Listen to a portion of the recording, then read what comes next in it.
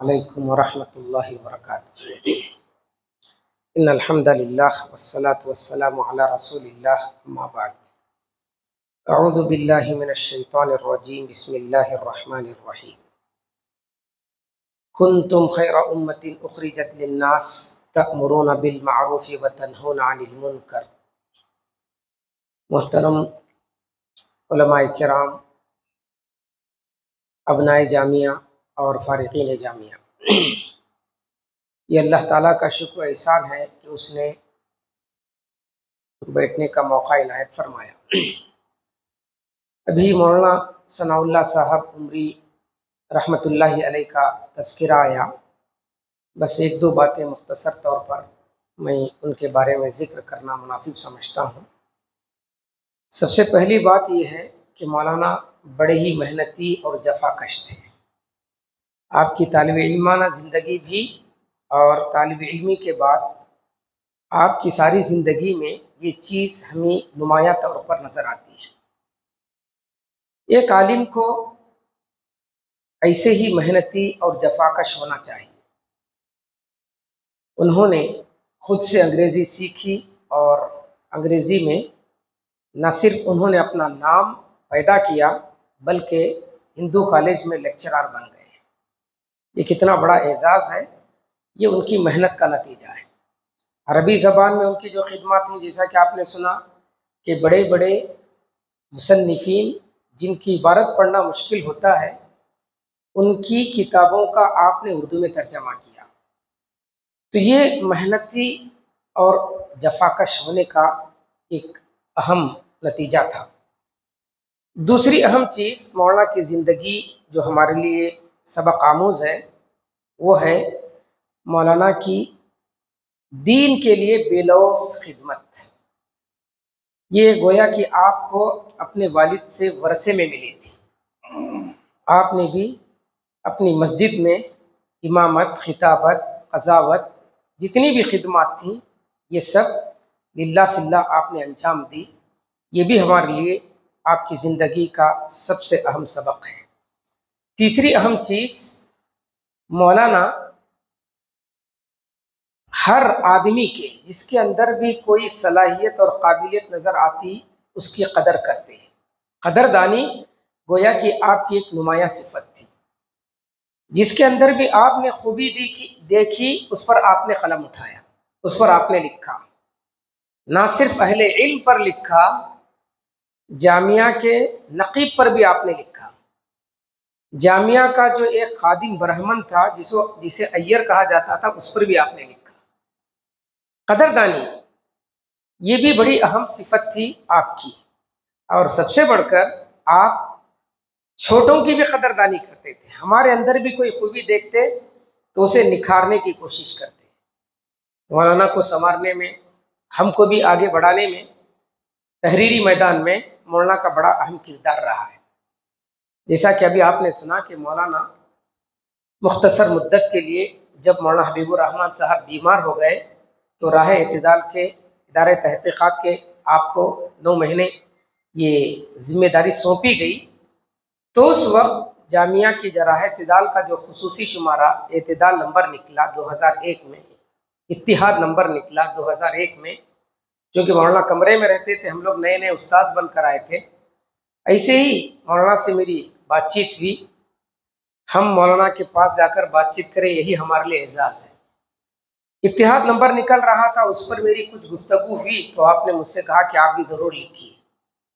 तो उस वक्त मैंने पहला मजमून लिखा, मनहज सहाबा उम्मत के इख्तिलाफात का हल। ये मेरा पहला मजमून है और राह इत्तिदाल में शाये हुआ। मौलाना ने न सिर्फ शाये किया, और शाये करने के बाद आपने मेरी हिम्मत अफजाई की। ये गोया कि तहरीरी मैदान में आगे बढ़ने के लिए मुहर्रिक साबित हुई एक चीज़। तो ये मौलाना का कमाल था कि वो छोटों की कदरदानी करते और उनको आगे बढ़ाने की कोशिश किया करते थे। बहरहाल बहुत सारी बातें आपकी ज़िंदगी के हमारे सामने आई। 2-4 बातें बस एक जायज़े और मुहासबे के लिए या फिर याद दहानी के लिए मैं यहाँ पर ज़िक्र कर देना मुनासिब समझता हूँ। हम चूँकि उलमा हैं और जामिया दारुस्सलाम से फारिग होने के एतबार से जमीयत अबनाए क़दीम से हम सब मुंसलिक हैं। हमारा फ़र्ज़ मनसबी उम्मत की इस्लाह और अल्लाह के बंदों तक अल्लाह का पैगाम पहुँचाना है। हम में से हर शख्स को चाहिए कि इस फरीज़े को याद रखें और इसको अंजाम देने की कोशिश करें। खुसूसन इस वक्त उम्मत के जो हालात हैं, उलमा के जो हालात हैं, और उसमें भी हम फारिगीन जामिया और अबनाए जामिया के हालात हैं, हम सब व्हाट्सएप में सोशल मीडिया में देख रहे हैं। एक दूसरे के खिलाफ लिखना, एक दूसरे के खिलाफ बोलना, जमातों के खिलाफ लिखना, जमीयतों के खिलाफ लिखना, ये गोया कि हमारा मकसद ज़िंदगी बन गया है। इसमें कितना वक्त अपना ज़ाय होता है और हम गैर शऊरी तौर पर दूसरों का वक्त ज़ाय करते हैं। ये सब इस्लाह के नाम पर हो रहा है। हकीकत में देखा जाए तो इससे इस्लाह नहीं होती। अगर वाकई इस्लाह मकसूद है तो हम बराह रास्त जो शख्स गलती कर रहा है उससे जाकर बात करें या पर्सनल में उससे राबिता करें।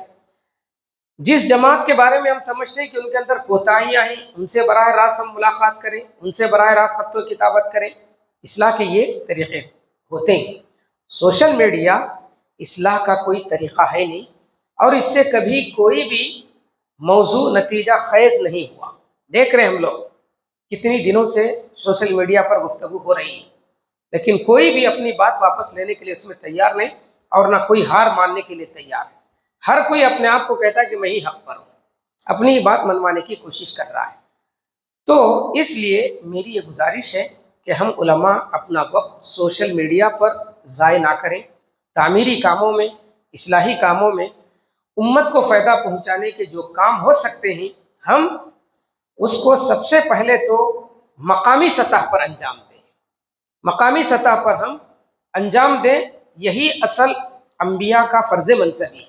हर नबी को अपनी कौम में भेजा गया है। असल हमारा काम तो अपनी कौम की इस्लाह है। कौम की इस्लाह छोड़कर हम इंटरनेशनल तौर पर उम्मत की इस्लाह करने और लोगों की इस्लाह करने की फ़िक्र करेंगे तो इससे इस्लाह के बजाय बिगाड़ ही होगा। तो इसलिए सबसे पहली बात यह है कि हम अपने इलाके में अपने इस्लाह के दायरे को महदूद करें, लोगों की इस्लाह की तरफ हम तवज्जो दें।